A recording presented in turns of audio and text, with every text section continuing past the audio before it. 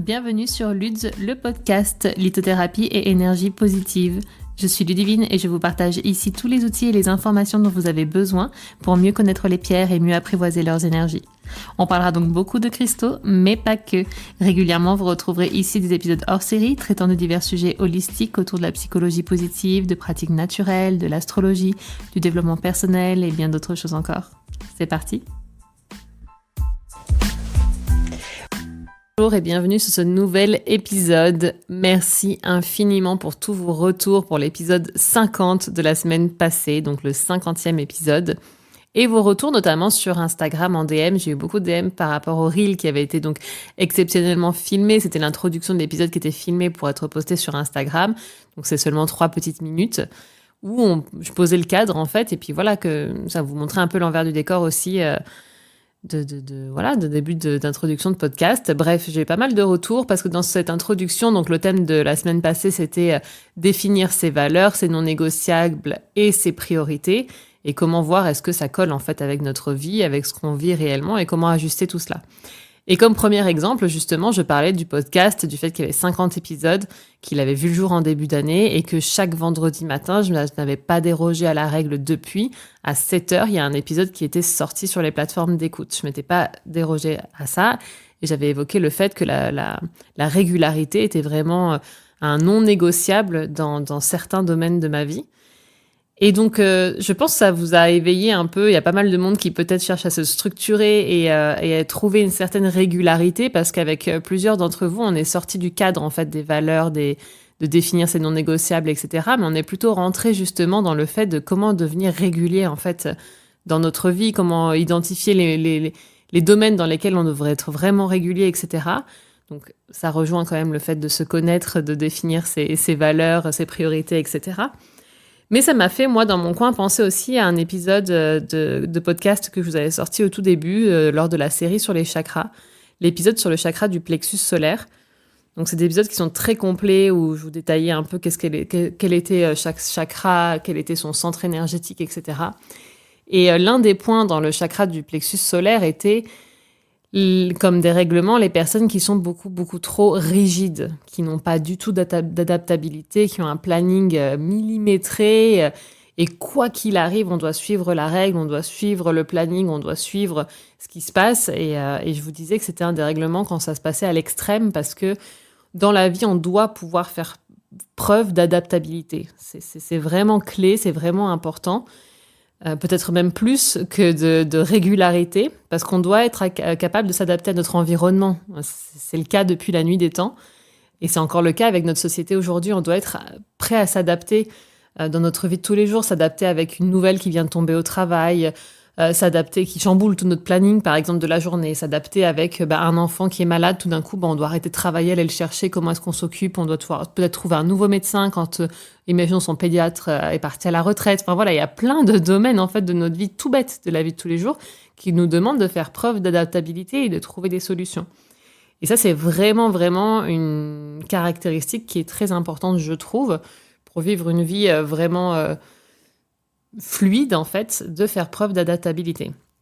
Et donc, voilà, ça m'a fait penser à ce sujet-là, et on en a un peu parlé. Oui, faire preuve de régularité, c'est clé dans certains domaines. Encore faut-il identifier lesquels pour soi par rapport à ses propres critères, etc. Mais faire preuve d'adaptabilité l'est autant plus. C'est vraiment hyper important. Et ça m'a donc donné l'idée de cet épisode qui est très dev perso, mais pas que, parce qu'on a évidemment des pierres pépites pour nous aider à jongler avec tout ça, dont une dont je vous avais déjà parlé sur l'épisode concernant le chakra du plexus solaire, mais dont je vais vous reparler ici parce qu'elle est formidable et elle est connue de tous, vraiment, peut-être l'une des plus connues. Donc on en reparlera en fin d'épisode. Mais déjà, pour ce qui nous occupe ici sur le sujet plutôt développement personnel, comment faire preuve au quotidien de régularité et flexibilité. Je pense qu'on en revient justement aux bases de se connaître, se découvrir, mettre au clair tous les domaines de notre vie. Quels sont les piliers dans votre vie? Votre domaine personnel, ok, qu'est-ce qu'il comprend? Peut-être votre mari, votre compagne, vos enfants, vos animaux, vos proches, vos amis. À quel point, en fait, comment se compose votre cercle? Est-ce que vous êtes quelqu'un qui est célibataire et la place de vos amis est très importante, votre cercle social est très important. Est-ce que vous avez une famille et pour vous, c'est très important, la famille au-dessus, en dessous, c'est-à-dire les parents, les frères et sœurs et puis les enfants. Est-ce que vous êtes simplement en couple et puis vous avez une vie où vous voyagez beaucoup, vous n'avez pas d'attache fixe, vous êtes plutôt nomade? Enfin, voilà. Définissez déjà votre cercle dans ce pilier-là de votre vie. Qu'est-ce qui est important dans votre vie? Qu'est-ce qui règle votre quotidien un petit peu? Ça peut être très simple, hein, ça peut juste être le visualiser dans sa tête. Ok, voilà. Pas besoin d'en faire un exercice forcément, hein. Après, vous avez votre pilier professionnel. Est-ce que vous travaillez? Non. Est-ce que vous avez plusieurs activités? Est-ce que vous mêlez votre activité professionnelle avec votre passion? Est-ce que vous avez des activités extra? Donc, ça peut être aussi votre cadre professionnel et tout ce que vous exercez à côté, vos activités, etc., au quotidien, votre cercle social, etc. Définissez ce qui est important pour vous déjà et comment est-ce que ça structure finalement votre quotidien. Et là, vous allez commencer à voir émerger quelques petits points. Ok, j'ai besoin de régularité ici parce que j'ai des enfants et tous les matins, de toute façon, il faut que je les emmène à l'école à telle heure. Ok, j'ai un travail qui est salarié pour lequel je dois me déplacer sur mon lieu de travail, donc je n'ai pas le choix que d'être au travail tel jour, tel jour, tel jour, à telle heure. Ok. Je n'ai pas de voiture, donc je suis dépendant des transports en commun, donc je suis dépendant de leur planning, donc je sais que je dois me lever à telle heure pour pouvoir être prêt, pour pouvoir être sur place, ne pas arriver en retard en travail, etc. Donc ça, c'est des choses qui nous sont un petit peu imposées et pour lesquelles on doit faire preuve de régularité, qu'on en ait le choix ou non, d'accord? Après, il y a la régularité que vous voulez vous imposer. Est-ce que vous avez besoin d'une régularité dans certains autres domaines personnels, par exemple, ou même professionnels? Mais est-ce que vous voulez vous dire qu'au travail, lorsque vous arrivez, vous voulez être régulé dans le fait que quand vous arrivez, vous lisez vos emails et vous faites le planning directement de la journée pour savoir ce qui vous attend et avoir vraiment les grandes lignes? Ok, donc ça, c'est important pour vous. Vous voulez, c'est pas imposé par un planning de transport en commun ou par vos horaires de travail ou par l'horaire de l'école de vos enfants. Mais c'est vous qui voulez faire preuve de régularité. Donc là, on a un autre step en dessous. C'est vous qui allez vous faire preuve de régularité. Donc vous allez créer votre régularité. Par exemple, tous les matins, vous arrivez au travail, vous voulez passer en revue vos emails, vos obligations de la journée pour pouvoir les cadrer avec ce qui va se passer. Donc ça, c'est votre régularité de tous les jours. Vous voulez vous mettre une régularité sportive. Vous savez que vous avez besoin de vous remettre en forme. Vous voulez vous lancer dans une routine qui devienne après, au fur et à mesure, quelque chose d'acquis. Donc, vous voulez commencer par une régularité de 3 fois par semaine, aller au sport à la même heure, etc. Ça, c'est la régularité que vous allez vous mettre en place. Et ça s'adapte évidemment dans tous les cercles de votre vie. Donc, à vous de voir un petit peu les plannings qui sont vos plannings fixes. Vous n'avez pas vraiment le choix. La régularité que vous voulez mettre en place pour avoir une vie plus harmonieuse et selon vous plus fluide. Donc ça, c'est déjà un travail important. Parce que très souvent, on se dit un peu, bon, oui, je vais passer la journée là, je vais lire mes emails et puis je vais faire ça. Puis en fait, on perd du temps peut-être en prenant le café ou on perd du temps en regardant une info au travail qui est peut-être pas importante et urgente, donc en fait ça décale un petit peu ce qu'on avait prévu de faire, ou alors on veut faire du sport mais en fait on l'a pas planifié, donc du coup cette semaine on n'y va pas. Enfin, vous voyez un petit peu où je veux en venir, c'est quand on veut avoir une régularité mais qu'on se met pas de règles nous-mêmes. Les règles imposées, c'est facile parce que le bus il passe à telle heure, par exemple, vous n'avez pas le choix. Si vous voulez arriver au travail et votre travail commence à telle heure, vous n'avez pas le choix, il faut le prendre. Donc ça, c'est une régularité qui est imposée. Après, celle qu'on doit se fixer nous, encore faut-il se mettre au clair avec ce qu'on aimerait faire, versus qu'est-ce qu'on doit faire pour pouvoir justement passer le cap finalement. Donc déjà, mettre cette régularité-là que vous voulez mettre en place. Moi, pour le podcast, j'ai décidé de le sortir tous les vendredis à 7h. Je savais très bien que jeudi, dernier délai, selon mon planning du travail de la semaine, il fallait que j'enregistre l'épisode, sinon il ne pouvait pas sortir. Si je sais que j'ai des vacances où je vais passer 3 semaines à l'étranger, il fallait qu'en amont, j'enregistre au moins 3 à 4 podcasts pour me laisser le temps de partir, d'être là-bas, de revenir, sachant que là-bas, je n'aurais pas le temps de le faire. Donc voilà, vous voyez, c'est vous dire, ok, j'ai ça, je me fixe cet objectif-là, qu'est-ce que je mets en place comme règle finalement pour avoir cette régularité-là. Et c'est dans ces règles-là qu'il va falloir faire preuve d'adaptabilité.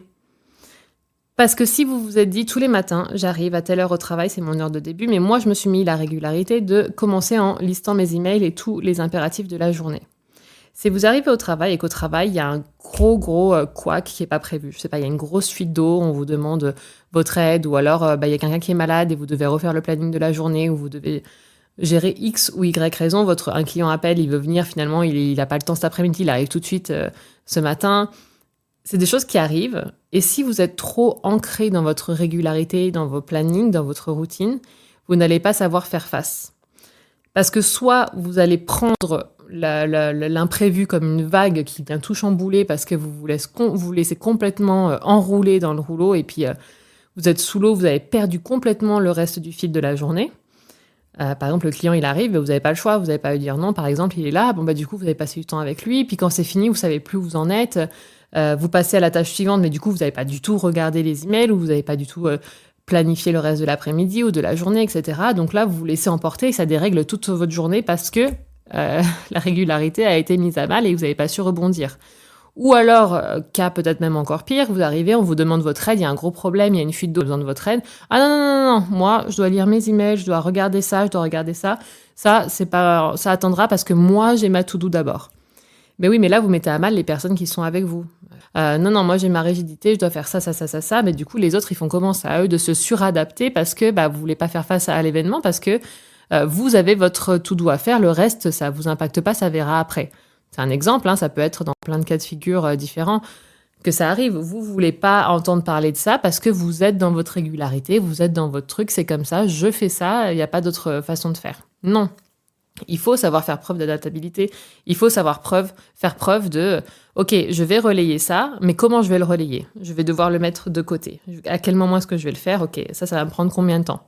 Qui est-ce que je vais appeler, etc. Ça va me prendre combien de temps? OK, ça va me prendre tant de temps, donc je vais décaler ça à ça. Ah là, j'ai pas le temps parce que du coup, ça enchaîne sur une réunion. OK, je vais faire la réunion et après, je ferai ça. Mais je garde dans un coin de ma tête, voilà, l'adaptabilité que je vais devoir mettre en place finalement pour que ma régularité dans ce domaine-là suive quand même le cours, mais qu'elle ait simplement pris un petit chemin différent pour s'adapter à la situation. Et ça, c'est vraiment important. Les deux sont imbriqués dans notre quotidien. Dans notre quotidien, on a besoin de se structurer, on a besoin de se mettre des routines, de se mettre des plannings, de s'organiser. Et en même temps, on a besoin que cette organisation soit dans notre tête complètement malléable pour pouvoir faire face aux imprévus. Parce que les imprévus, il y en a plein, il y en a tous les jours. Et comme leur nom l'indique, c'est un imprévu. Ce sont des imprévus. Et donc, on ne sait absolument pas quand est-ce qu'ils vont nous tomber dessus. Et bien souvent, c'est pas au bon moment, justement. Donc, ça va complètement tout chambouler et il faut pouvoir y faire face. On est évidemment tous d'accord que certains imprévus sont plus importants que d'autres, sont plus imprévus que d'autres, sont plus gros que d'autres et vont complètement tout chambouler et ça peut tout à fait nous déstabiliser, évidemment. Évidemment, il y a des choses qui vont vous déstabiliser peut-être pendant des mois, qui vont être très très dures, etc. Là oui, c'est quelque chose qui va venir, c'est un travail encore différent sur soi parce que c'est un chamboulement de vie à ce moment-là, donc on n'en est plus sur les mêmes sujets. Mais pour rester sur notre adaptabilité, notre régularité du quotidien, les deux s'imbriquent vraiment et il ne faut pas perdre de vue l'un et l'autre. Quand on est dans notre routine, dans notre régularité, il ne faut pas perdre de vue le fait que, alors ok, on vient de me demander ça, ok, je vais faire preuve d'adaptabilité, qu'est-ce qui est le plus urgent, le plus important, comment est-ce que j'imbrique ça avec mon planning pour peut-être moduler un peu ce qui doit l'être. Et à l'inverse, si je n'ai aucune régularité, je vais vivre imprévu sur imprévu, même si je sais ce que je dois faire dans ma tête, c'est pas structuré, puis peut-être que je vais pas du tout faire les choses dans le bon ordre. C'est très souvent comme ça qu'on se retrouve en fin d'une journée en n'ayant rien fait ou alors tout fait sauf ce qu'on devait faire. Donc c'est quand même clé d'avoir une régularité, une routine et ne pas se laisser submerger par le quotidien parce que on l'a tous vécu, ça arrive. On est submergé, on a passé une journée à faire plein d'autres choses, mais on devait ranger notre maison, elle est sans dessus dessous, on devait faire les courses, le frigo est vide. Au travail, on devait voir un tel, puis finalement on n'a rien fait de tout ça parce qu'on a traité d'autres emails qui n'étaient pas du tout importants. Enfin voilà. Et on a besoin d'une régularité, d'une structure parce que sinon, on va un peu dans tous les sens et ça peut arriver une fois, deux fois, mais quand c'est le quotidien, malheureusement, ça mène pas de grande réussite, quoi. Ok ? Donc, je voulais partager ça avec vous aujourd'hui et vous dire que autant la régularité et la flexibilité ont besoin de se rencontrer dans notre quotidien, mais il faut le conscientiser parce que si on ne le conscientise pas, c'est là où tout part un peu soit dans un extrême, soit dans l'autre, ou soit c'est un brique et se mélange tous les jours et on est toujours un peu sous l'eau, quoi. Pour vous donner un exemple, aujourd'hui, nous sommes jeudi, donc à l'heure à laquelle je vous enregistre ce podcast. C'est la veille de la date de sortie, donc c'est ma deadline. Mais j'ai été occupée en début de semaine, donc je n'ai pas le choix que de l'enregistrer aujourd'hui. Aujourd'hui, je suis à la maison. J'ai des to-do professionnels à faire. J'ai ma fille avec moi qui est à la maison. J'avais prévu de partager du contenu sur Luds aussi. Et j'ai cet épisode à sortir pour demain. Donc, il y a un enchevêtrement à trouver à tout cela. C'est que donc j'ai ma fille à la maison, il va falloir que je fasse en fonction d'elle. Mes tâches pro, je vais les faire le matin avant qu'elle se réveille, par exemple. Comme ça, je sais que j'ai le temps de le réaliser, je suis un peu tranquille. Après, je vais passer la journée avec elle. Si j'ai le temps, je vais partager un peu de contenu ludes, mais majoritairement, je vais être avec elle. Donc, on va faire des activités, il y aura moyennement le temps. Je vais devoir sortir l'épisode de podcast, l'enregistrer tout de moins, donc je vais le faire pendant sa sieste. D'accord? Donc, si vous m'entendez là, il y a 2 options à cela. Soit elle a fait une bonne sieste, et effectivement, j'ai eu le temps de vous enregistrer l'épisode. Soit la journée s'est passée un peu différemment pour différentes raisons. Elle a un mood qui fait qu'elle va pas faire de sieste, ou pas une grosse sieste, ou alors peut-être qu'elle aurait pu être malade, ou voilà, on aurait pu aller avoir prévu une activité à l'extérieur, etc. Et j'aurais pu ne pas avoir le temps, pendant sa sieste, d'enregistrer l'épisode. Ok, donc ça, c'est mon imprévu, et en même temps, c'est mon non négociable. La priorité de cette journée, c'est ma fille. C'est d'être avec elle, de m'occuper d'elle, de voir qu'est-ce qui va graviter autour d'elle. Donc, soit j'ai le temps de le faire effectivement pendant sa sieste, soit je n'ai pas le temps, et à ce moment-là, je vais essayer de faire le reste à la maison et m'amuser avec elle, et je le ferai le soir, tout simplement, quand elle sera allée se coucher. Donc, peut-être que moi, je vais devoir retarder ma routine du soir, peut-être, qui est de me coucher pas trop tard, pour me coucher plus tard et enregistrer cet épisode de podcast pour demain. Donc, en fait, la journée, elle a ses non négociables, ses priorités. Donc, on en revient à l'épisode précédent.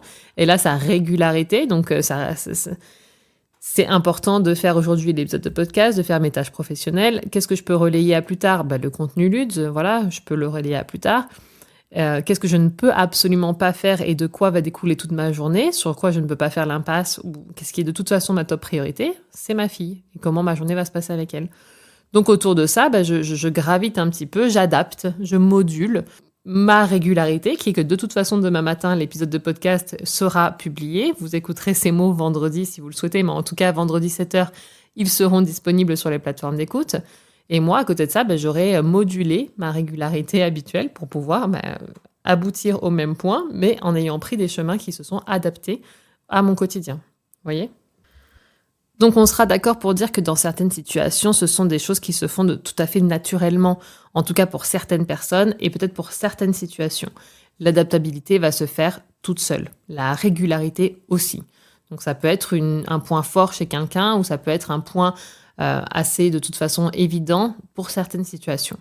Mais pour un quotidien et pour identifier et lire tout ça de manière un peu plus facile, ce que je peux vous conseiller au quotidien déjà, on en revient un petit peu au début de cet épisode et même un peu plus loin à l'épisode de la semaine passée. C'est peut-être soit coucher sur le papier, soit vous le visualisez si c'est plus facile pour vous comme ça, mais c'est quand même bien généralement de le poser sur papier parce que ça devient plus concret et on le voit plus facilement. Vos valeurs, j'ai pas envie de dire venir parce que c'est peut-être un petit peu à part, mais en tout cas, vos objectifs, vos non négociables, vos priorités. Qu'est-ce qui façonne votre quotidien dans ces différents piliers-là? Votre vie personnelle, votre vie familiale, votre vie professionnelle, vos activités, votre cercle social. C'est vous qui définissez les piliers de votre vie. Vous les définissez. Et dans tout ça, quelles sont les choses qui sont importantes pour vous? Et est-ce qu'il y en découle des régularités à avoir? Le sport, ok, le sport c'est important pour moi, est-ce que je devrais peut-être pas justement trouver une certaine régularité? Ok, professionnel pour moi, est-ce que je pourrais peut-être planifier ma journée d'une certaine façon pour qu'elle soit plus facile effectivement et me créer une certaine routine? Ok, ma vie familiale, est-ce que justement elle n'est pas un peu chaotique parce que je mets pas vraiment de routine, rien du tout, puis du coup tout se passe un peu avec le flow. Ça vous convient? Super. Ça devient un peu compliqué en ce moment parce que justement tel et tel événement. Ok, je vais essayer de mettre plutôt une certaine routine et une certaine régularité dans certaines choses, justement à vous de définir pour que ce soit plus fluide. Et gardez en tête quelle marge d'adaptabilité je peux avoir dans tout ça, ou en tout cas avoir en tête que ok, ça peut être chamboulé pour telle ou telle raison, et c'est pas grave, je pourrais m'adapter et je pourrais faire autrement. Voilà. Vraiment, établissez cette routine, établissez cette régularité dont vous avez peut-être besoin dans certains domaines et dont ça vous manque peut-être pour justement être fixe. C'est vrai qu'au début, c'est bien de pouvoir tenir certaines habitudes certaines routines du moins pour qu'elles deviennent une habitude ancrée, mais gardez en tête, il peut y avoir besoin d'adaptabilité. Et l'adaptabilité, c'est pas se dire j'ai la flemme d'aller au sport. Hein. On est d'accord, si vous mettez en place une routine, une régularité que c'est important pour vous. Là, on est sur un autre sujet de la discipline. de s'y tenir, de trouver son why, de savoir pourquoi et de se motiver avec ça. C'est un autre sujet. On pourrait y revenir aussi parce que tout s'imbrique encore une fois, hein. Mais c'est autre chose. C'est mettre en place ces routines. Après, à vous de voir comment vous les tenez, à vous de voir comment vous les adaptez aussi sur le terrain, dans le concret de la vie. Et garder en tête, ok, je dois avoir de l'adaptabilité face à ça parce que je dois pouvoir moduler ça parce qu'il y aura forcément des imprévus, comment je fais si ça change, etc. Et puis peut-être vous allez identifier des choses aussi qui sont immuables, qui n'ont absolument pas aucun imprévu qui peut arriver peut-être, et ça peut être votre heure de lever. Tous les matins, vous voulez vous lever à cette heure-ci. Bon, bah, il y a rien qui change. Même si je me couche à minuit, je me lève à 6 heures. Même si mon enfant s'est réveillé toute la nuit, ben, je me lèverai quand même à 6 heures. Même si je travaille pas, je me lève à 6 heures. Vous voyez, vous pouvez vous fixer des choses comme ça. Après, c'est vous avec vous. C'est à vous de voir si, ok, je dis que je me lève à 6 heures, mais en même temps, j'ai identifié que j'avais besoin de 8 heures de sommeil. Donc, si je me couche trop tard, passé cette heure-ci, ok, je vais peut-être décaler un petit peu si, voilà, ma vie pro, perso, etc. me le permet, pour voir quel est mon important aussi. Parce que dans tout ça, c'est d'identifier, c'est toujours la même chose, c'est ce qui est important, ce qui est urgent dans certaines choses. Donc ça, c'est pour justement faire face à aux imprévus et être adaptable. Mais qu'est-ce qui est le plus important en fait ? Qu'est-ce qui est le plus important ? À quoi je le mets en face ? Qu'est-ce qui est le plus urgent ? Et comment je vais moduler tout ça ? Là, on ouvre plein de tiroirs finalement. On ouvre des tiroirs sur comment organiser ces tâches versus priorité, urgence, importance, etc. On ouvre un tiroir sur comment trouver la discipline, la régularité, identifier son why dans chaque to-do qu'on a envie d'effectuer pour tenir le cap. Donc, on ouvre pas mal de tiroirs. Donc, à vous de me dire si certains d'entre eux vous intéressent pour qu'on continue justement à descendre dans cet entonnoir-là et qu'on continue à faire ce genre d'épisodes sur le développement personnel, l'organisation, la discipline, etc. au quotidien. En tout cas, ça sera avec plaisir. Passons à ce qui nous intéresse maintenant. La meilleure pierre pour vous aider dans cet exercice-là. J'ai nommé l'ambre. L'ambre, c'est la pierre de la souplesse par excellence. C'est la pierre de l'adaptabilité, la pierre du recentrage, de la joie. Voilà, c'est vraiment une pierre d'une grande douceur. C'est une résine, d'ailleurs, millénaire. Petite parenthèse, d'ailleurs, avant de commencer à en parler plus en détail, je vous recommande grandement pour toutes vos pierres, mais particulièrement pour l'ambre, d'être très vigilant de la qualité de votre ambre, d'où est-ce qu'elle provient, etc. Il y a plusieurs sortes d'ambre qui existent, c'est un fait, mais il y a surtout énormément de contrefaçons, d'accord ? Il y a énormément de morceaux de plastique qui sont vendus pour de l'ambre. L'ambre, c'est très léger, donc c'est facile certainement à reproduire.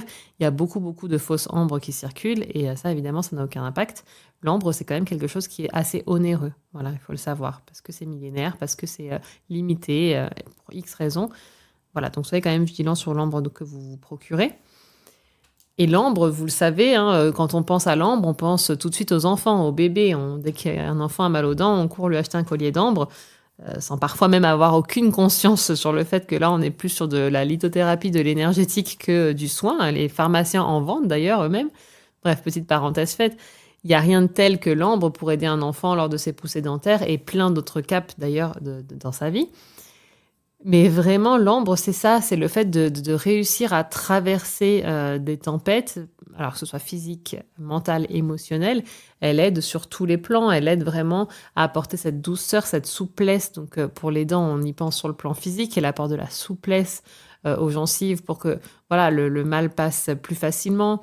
Sur le plan mental, elle va apporter une plus grande souplesse pour justement s'adapter à tout ce qui se passe en face de nous, ça nous enlève une certaine rigidité. Et sur le plan émotionnel, elle apporte beaucoup plus de joie, d'engouement, d'entrain. Donc elle va vraiment faire ce lien entre la joie que nous procure une vie alignée, une vie finalement organisée, avec la souplesse qu'elle nous apporte dans le fait que oui, il peut y avoir des tempêtes, mais on peut y rebondir, on peut garder sa joie, on peut garder son fil conducteur, sans pour autant se sentir complètement déstabilisé. On peut y arriver, on peut mêler les deux.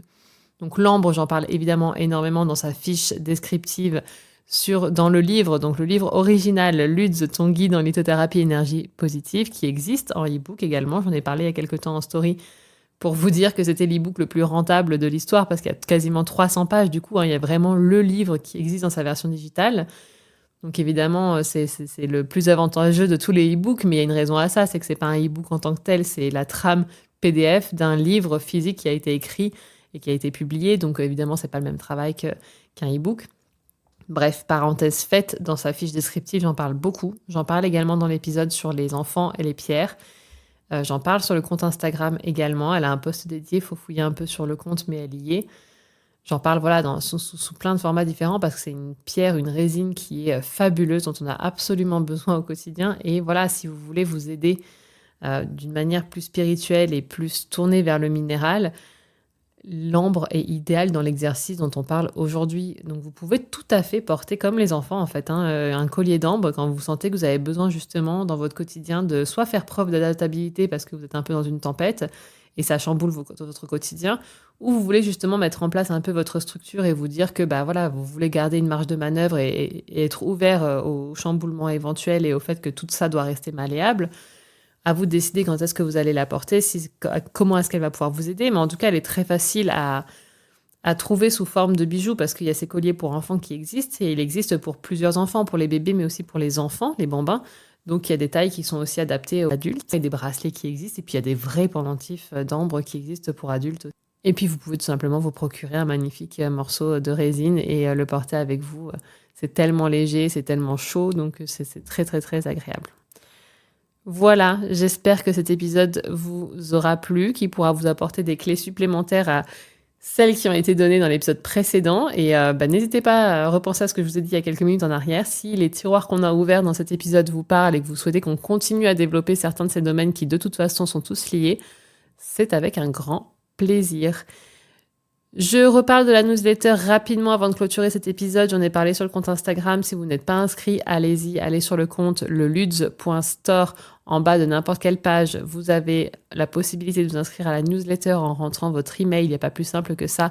Elle sort chaque mercredi à 18h. Elle contient toujours beaucoup de cadeaux, d'informations exclusives, de points énergétiques, de points sur la communauté Luds, etc.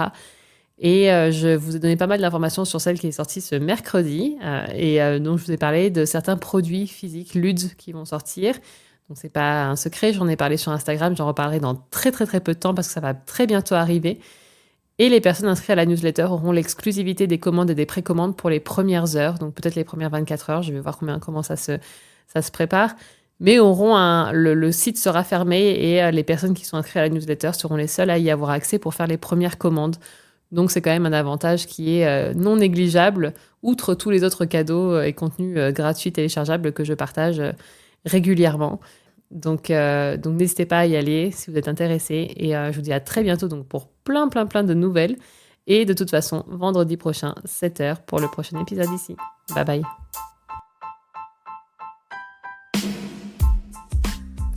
Après chaque épisode ou de manière générale, n'hésitez pas à laisser un commentaire avec vos avis, vos retours, vos questions et éventuellement les sujets que vous aimeriez que nous traitions ensemble.